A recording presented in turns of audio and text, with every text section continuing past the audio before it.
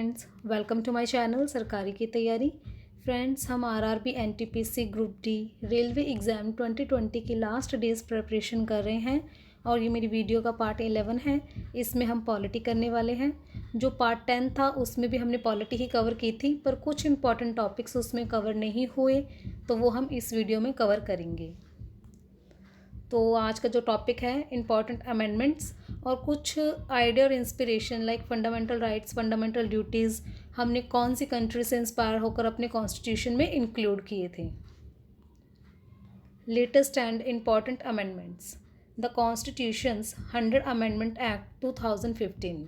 The term the constitution 100 amendment that related to the land boundary agreement between India and Bangladesh.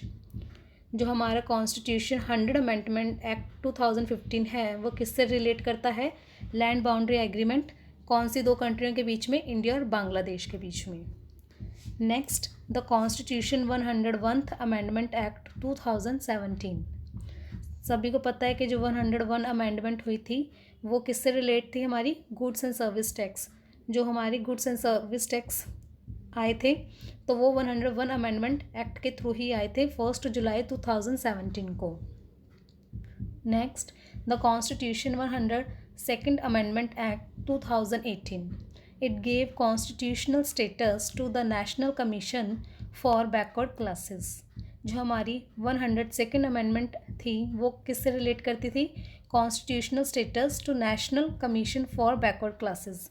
जो national commission for backward classes है उसको constitutional status दिया गया 102nd amendment के through. The constitution 103rd amendment act 2019। It provided a maximum of 10% reservation for economically weaker section. जैसे कि हम देखते हैं कि जब भी हम ऑनलाइन एग्ज़ाम या कोई भी किसी जॉब पर्पज़ के लिए अगर हम अप्लाई करते हैं तो इसमें एक नया कोटा शो होता है हमें, EWS, इकोनॉमिकली वीकर सेक्शन। तो उसके लिए 10% रिजर्वेशन बनाई गई थी 103rd अमेंडमेंट एक्ट 2019 के through. Next, the constitution 104th amendment act 2020। जो लेटेस्ट है हमारी, जो अभी तक की लास्ट भी है। It the reservation of seats for SC and ST in the Lok Sabha and the state assemblies. इस एक्ट के थ्रू, इस अमेंडमेंट के थ्रू क्या किया गया था? SC और ST की सीट्स को एक्सटेंड कर दिया गया था in the Lok Sabha and the state assemblies. अभी तक हमारी 104 अमेंडमेंट हो चुकी हैं। कब से? 1950 से लेके, ठीक है, 1950 से लेके अभी तक हमारी 104th अमेंडमेंट कॉन्स्टिट्यूशन में हो चुकी है। अमेंडमेंट क्या होता है? जो ऑलरेडी एग्जिस्ट है उसी में कुछ चेंजेस करना, ठीक है। Next, the constitution 42nd amendment act 1976। It was enacted during the period of internal emergency. It was passed by the Parliament on November 11, 1976. Since the 42nd Amendment Act is the most comprehensive amendment of the Indian Constitution called the Mini Constitution. जो हमारी 42nd Amendment Act है बहुत ही important है और ये act कब था? 1976 में किया गया था 42nd amendment during the internal emergency, जब इंटरनल एमरजेंसी भी लगी हुई थी। तो उस टाइम पे 42nd अमेंडमेंट के थ्रू काफ़ी चीज़ों को अमेंड किया गया था। कॉन्स्टिट्यूशन में बहुत कॉम्प्रिहेंसिव चेंजेस किए गए थे, तो इस वजह से इसको मिनी कॉन्स्टिट्यूशन भी कहा जाता है कि इतनी अमेंडमेंट्स हो गई कि नया ही कॉन्स्टिट्यूशन बन गया, तो इसलिए इसको मिनी कॉन्स्टिट्यूशन के नाम से भी जाना जाता है 42nd अमेंडमेंट को। Next, the constitution 44 amendment act 1978। ये भी इंपॉर्टेंट अमेंडमेंट है। Replace the term internal disturbance by armed rebellion at the time of internal emergency. Internal emergency के टाइम पे जो इंटरनल डिस्टर्बेंस टर्म थी उसको किस टर्म से रिप्लेस कर दिया गया था? Armed rebellion. उसको तब इंटरनल डिस्टर्बेंस नहीं कहा गया, उसको आर्म्ड रेबिलियन कहना शुरू कर दिया गया। Made the president to declare a national emergency only on the recommendation of the cabinet. पहले प्रेसिडेंट के पास पावर थी कि वो खुद नेशनल एमरजेंसी को डिक्लेयर कर सकता था, पर इस अमेंडमेंट के थ्रू क्या कर दिया गया कि वो सिर्फ कैबिनेट की रिकमेंडेशन पर ही नेशनल एमरजेंसी को डिक्लेयर कर सकता है। और next, delete the right to property. जो फंडामेंटल राइट थे इसी में ही ये भी राइट था, right to property fundamental right के अंदर ही इंक्लूड था, पर इस अमेंडमेंट के थ्रू उसको डिलीट कर दिया गया और उसे एक सेपरेट और एक लीगल राइट बना दिया गया under article 300A part 12। Next article 20 and 21 not suspended during emergency. जैसे कि हमारे आर्टिकल्स 20-21 हैं वो एमरजेंसी के टाइम पे सस्पेंड नहीं किए जाएंगे। जैसे इंटरनल इमरजेंसी या नेशनल इमरजेंसी लगती थी तो हमारे सारे फंडामेंटल राइट्स को क्या कर दिया जाता था, सस्पेंड कर दिया जाता था। पर इस अमेंडमेंट के थ्रू कहा गया कि आर्टिकल 20 और 21 को सस्पेंड नहीं किया जाएगा। 52nd Amendment Act 1985, popularly known as Anti-Defection Law, provided for the disqualification of the members of parliament and state legislature on the ground of defection and added a new Schedule 10 containing the details in this regard. 52nd Amendment Act था जो 1985, इसमें हमें ये बताया गया कि जो भी हमारे मेंबर हैं पार्लियामेंट के या स्टेट लेजिस्लेचर को, इनको डिसक्वालीफाई किया जा सकता है on the ground of defection.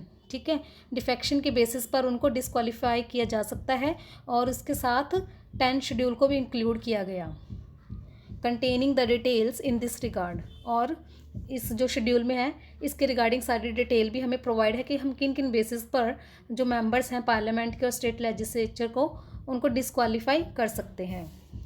61st Amendment Act 1989, the voting age was declared from 21 to 18 for both Lok Sabha and Legislative Assemblies election. जो पहले हमारी वोटिंग एज थी वो 21 थी, पर 61st अमेंडमेंट के थ्रू क्या कर दिया गया था, 21 से 18 साल कर दी गई थी for both Lok Sabha and legislative assemblies election. ठीक है, इलेक्शंस में हम वोट करने जाते हैं तो अब एज हमारी 18 हो गई है वोटिंग के लिए, पहले 21 थी।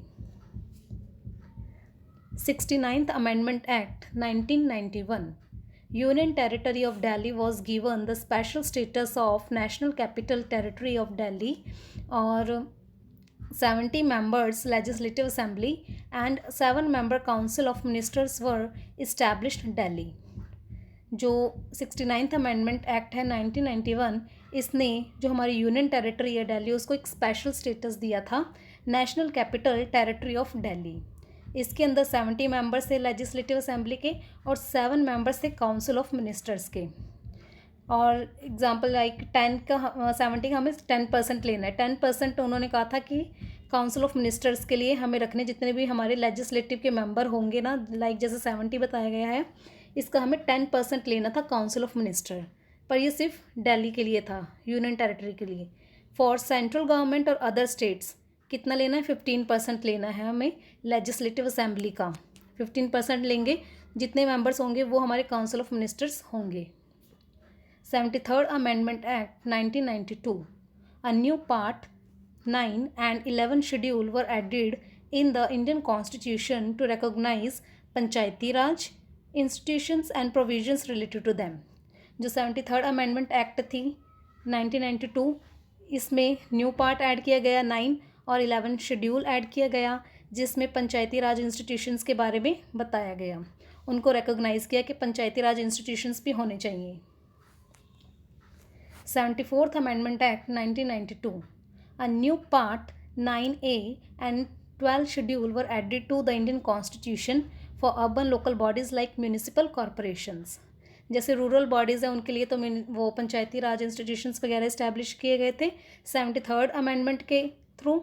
जो 74th अमेंडमेंट एक्ट था 1992, इसमें 12 शेड्यूल ऐड किया गया इंडियन कॉन्स्टिट्यूशन के अंदर और urban bodies like municipal corporations को लाने के लिए कहा गया। 86th Amendment Act 2002, elementary education was made a fundamental right, free and compulsory education to children between 6 to 14 years। जो एलिमेंट्री एजुकेशन है उसको फंडामेंटल राइट बनाया गया, फ्री और कंपलसरी एजुकेशन दी गई बच्चों को, और कहा गया कि 6 से 14 साल के बच्चों को ये ज़रूरी है, फ्री और compulsory education under the age between 6 to 14 years. 86th amendment act के थ्रू ये चीज़ें लाई गई। A new fundamental duty under Article 51A was added. It shall be the duty of every citizen of India who is a parent or guardian to provide opportunities for education to his child between the age of 6 and 14 years। ये जो भी parents हैं या guardian हैं बच्चों के, उनकी जिम्मेवारी थी कि वो अपने बच्चों को 6 से 14 साल के बच्चों को ये कंपलसरी एजुकेशन प्रोवाइड करवाए और फ्री एजुकेशन प्रोवाइड करवाए। कुछ आइडिया और इंस्पिरेशंस हैं जो हमने ड्राइव किए अलग अलग कंट्रीज से। जो यूएन करेक्टर है वो कौन सी कंट्री के ऊपर बेस्ड है? यूएसए के कॉन्स्टिट्यूशन के ऊपर बेस्ड है। Equality, fraternity, liberty based on French revolution, ये जो टर्म्स हमने इंक्लूड किए अपने कॉन्स्टिट्यूशन के अंदर, ये हमने फ्रेंच रेवोल्यूशन से ली थी। जुडिशल रिव्यू, जो जुडिशल रिव्यू है वो हमने यूएसए से लिया। एमरजेंसी प्रोविज़न जर्मनी से ली गई, जो एमरजेंसी वगैरह लगती है ये हमने जर्मनी के कॉन्स्टिट्यूशन से इंस्पायर होकर अपने कॉन्स्टिट्यूशन में इंक्लूड की। रेजिडरी पावर्स टू पार्लियामेंट और सेंटर कनाडा से लिया गया ये प्रोविज़न। लाइक जैसे हम देखते हैं कॉन्करेंट लिस्ट, स्टेट लिस्ट, इसमें जो बाकी रेजिडरी पावर्स रह जाती हैं, जो बाकी ना स्टेट सेंट्रल लिस्ट में आती है ना ही स्टेट लिस्ट में आती है, तो वो पावर्स किन के पास जाती है? पार्लियामेंट और सेंटर के पास। रेजिडरी पावर्स सेंटर के पास और पार्लियामेंट के पास जाती है। और ये हमने आइडिया कहाँ से लिया? कनाडा से लिया। Lower level government, panchayat and municipal corporations, जो हमने पंचायती राज या म्यूनिसिपल कॉरपोरेशंस का आइडिया था साउथ अफ्रीका से लिया था। फंडामेंटल राइट्स अमेरिका से हमने लिए, उनके कॉन्स्टिट्यूशन से लिए। Directive principle of state policy वो हमने आयरलैंड से लिए, ईरिश आयरलैंड। फंडामेंटल ड्यूटीज़ रशिया से इंक्लूड किए हमने। जो अमेरिका का कॉन्स्टिट्यूशन है वो क्या है? रिजिड है, उसको इतनी जल्दी अमेंड करना, चेंजेस करना पॉसिबल नहीं है। और जो यूके का है, यूनाइटेड किंगडम का, वो फ्लेक्सिबल कॉन्स्टिट्यूशन है, ईजिली चेंजेस हो सकती हैं, अमेंडमेंट्स हो सकती हैं। और India borrowed the scheme of federation from the constitution of Canada. India ने जो फेडरेशन की जो टर्म थी, स्कीम थी, कहाँ से ली? कनाडा से ली। पार्लियामेंट सुप्रीमेसी, ब्रिटिश पार्लियामेंट, जो ब्रिटिश पार्लियामेंट है वहाँ पर पार्लियामेंट को एक पावर बहुत ज़्यादा दी गई है, सुप्रीमेसी पावर्स पार्लियामेंट को दी गई है। पर जो अमेरिका है वहाँ पर किसको दी गई है? सुप्रीम कोर्ट को, जुडिशियल को सुप्रीमेसी दी गई है, पावर दी गई है। और जो इंडिया है उसमें दोनों को दी गई है, parliament supremacy and judicial supremacy. यहाँ पर दोनों के पास पावर है, दोनों सुप्रीम है। पर ब्रिटिश पार्लियामेंट ये क्या है? पार्लियामेंट सुप्रीम है वहाँ का, और जो अमेरिका का है वहाँ पर जो जुडिशियल कोर्ट है वो सुप्रीम है। ठीक है, तो आज की वीडियो में इतना ही। Thanks for watching. Please like, share and subscribe and don't forget to press the bell icon.